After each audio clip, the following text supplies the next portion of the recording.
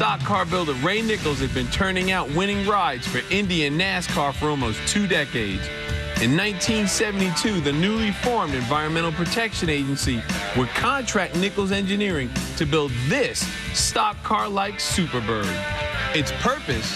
The war on air pollution. Driving the car, John B. Moran, an EPA section chief of the Automotive and Stationary Emissions Research. He would use the car to collect data on particulates and emissions from automobiles and jet aircraft. The first steps were done at the Charlotte Motor Speedway, testing brake pads for asbestos and polyglass tires for harmful particulates. The final testing is done at Raleigh-Durham International Airport, sampling particulate emissions from jet engines. Moran had his doubts on how this test would work out. The first time I chased a jet, I did not know what was going to happen. I had made the calculations and I'd looked at the aerodynamics and the wind tunnel data from Chrysler, and it should work. According to Moran, there's actual footage of this car chasing a plane down the runway. But until we find that, this will give you a really good idea. The airliner would taxi onto the tarmac and then hold till the SuperBird was in position. All instruments and sampling devices were double-checked on the car. The air suspension was engaged. By dropping the nose of the SuperBird close to the ground, the chances of the turbine forcing winds under the car and blowing it off the tarmac were neutralized. Once everything was set, he informed the tower and waited. When Moran heard cleared for takeoff, it was on. The pilot would let off the brake, Moran would let off the clutch, catapulting them both down the runway. Probes mounted in the nose of the car and on the top of the rear wing would capture particulates that were emitted from the jet.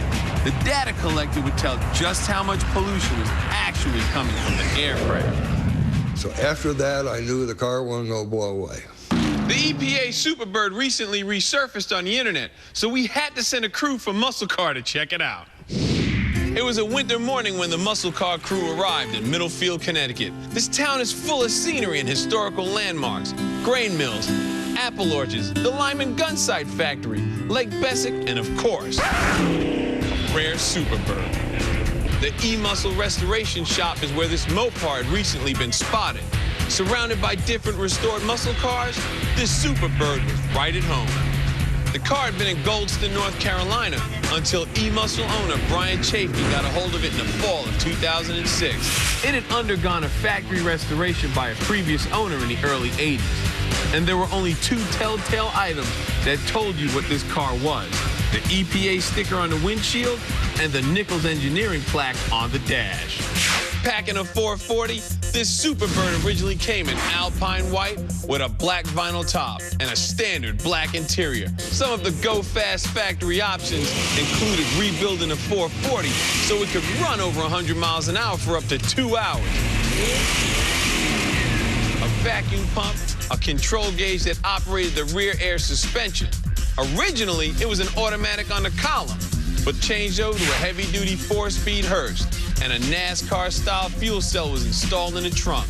The dash was outfitted with a shift light, a decelerometer, and an aircraft transceiver radio. The custom exhaust pipes were designed so the test equipment wouldn't sample the car's own exhaust. It may not have been a full-blown stock car, but it was pretty close. If you don't believe this thing could fly, ask Officer Scott Halligan with the Middlefield PD. He had first-hand experience.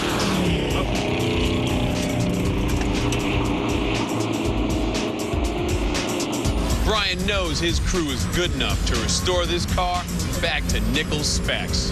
The core of E-Muscle is getting the best guys in the business that are passionate about muscle cars, that work on them, own them, and deal with it every day. Nothing leaves here unless it's perfect because of the team that I have. When I found out that this was a Ray Nichols car and there was only 3 left, that was important. But on top of that, it ended up being an EPA car, the only one. That was something that threw it over the top. So the amount of research that has to go through to bring this car back to the way Ray Nichols left it when he handed the keys over to J.P. Moran, that's pretty cool. Judging by the combined restoration work and enthusiasm of the E-Muscle team, this bird was in the right place. By the time Moran completed his testing and analyzing his data, muscle cars were pretty much at the end, making this car a very likely suspect. Now it's time to see if this was the car responsible for killing all the muscle cars.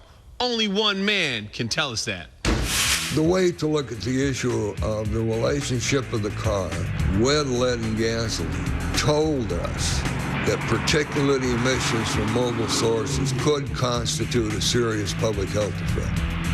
So the car was a growth of that knowledge to the extent that we wanted to evaluate other mobile sources and stationary source emissions for particulate material. So while lead got banned, the hue and cry of the impact on the automotive industry was long and loud. And the basic work that I did led to that.